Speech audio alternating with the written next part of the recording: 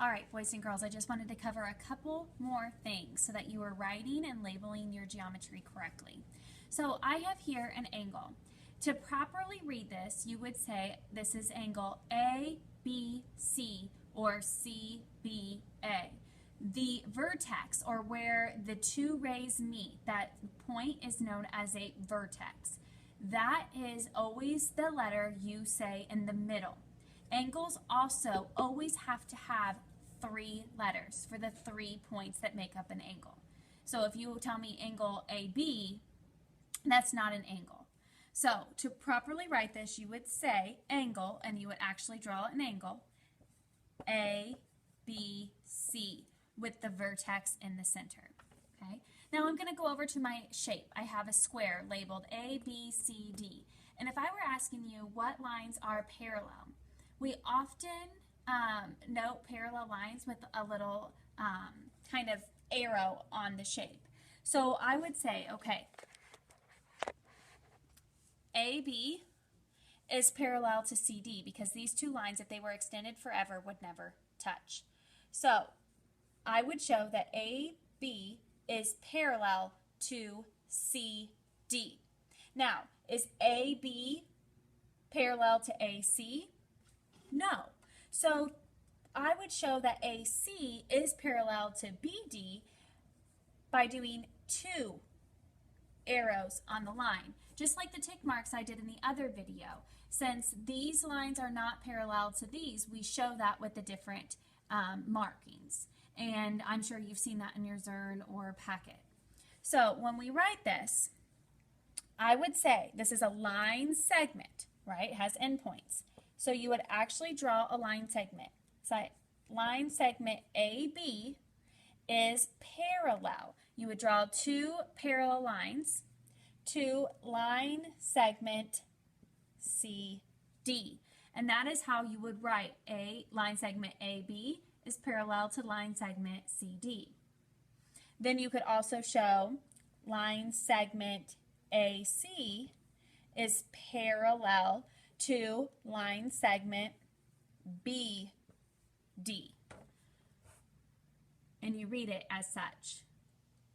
I also can show you perpendicular lines from just doing a square. So perpendicular means 2 intersecting lines that make a 90-degree angle. And we know with a square, we have 4 right angles. So I could show this by saying line segment AB, and the perpendicular sign is an upside down T. So line segment AB is perpendicular to line segment AC. Makes a 90-degree angle. Okay, and that would also continue. I could say AC is perpendicular to CD, and CD is perpendicular to DB, and line segment DB is perpendicular to line segment AB. You have 4 right angles, so there would be 4 examples of perpendicular lines. Okay, so if you are labeling at any time on your assignments a line, let's say it's line, and you just do the 2 endpoints. So you might have a line, and it has A, B, C. The line, array, or segment should only have 2 points, unlike an angle that has 3.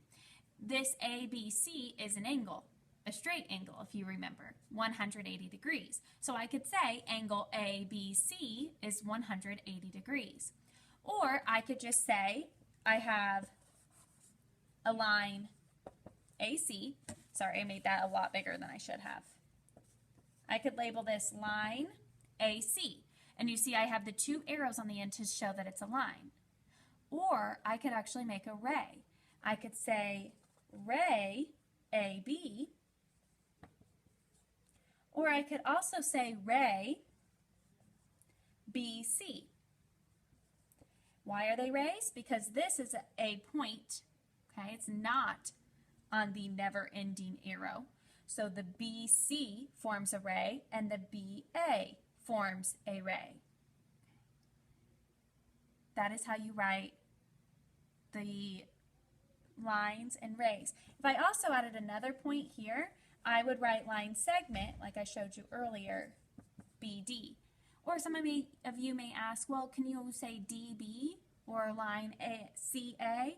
Yeah, it doesn't matter. The only one that's particular is the angle. The vertex of the angle should be the center point.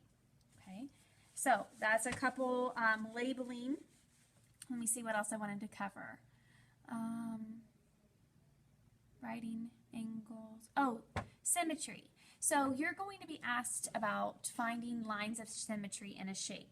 So symmetry just means the center point in which the line that divides an object in half and the two sides are identical. So kind of like a butterfly. If you were to cut the butterfly, the line, I don't want to say cut the butterfly. If you were to draw a line down the butterfly, the two wings would match up and match. So if you have certain shapes, let's say a hexagon, a six-sided figure, if I were to draw a line of symmetry right down the center, it would fold and match. Okay, same with the line of symmetry across. And so there are some shapes that have multiple lines of symmetry, but you just have to visualize or think, if I were to cut this or fold it, would the two sides meet perfectly? That is considered symmetrical. There are many things in nature that are symmetrical and, you know, that you can find within your house. I also found a fun project you could try. Get like a piece of paper, fold it in half, and then take paint and be kind of generous with your paint, kind of blob it down and create like a picture or something on one side. And like I said, really put that paint on there. And then fold the pieces together, smushing the paint. And when you open it up, you will have a symmetrical painting. And if you do that, I would love to see a picture. If you want to send it to me and say my symmetry painting, and maybe you create a specific shape or something, I'd love to see what symmetry you create. So I think that really covers the different type of things I wanted to go over. I hope that you're doing well in math. Keep up the good work, and I will see you soon.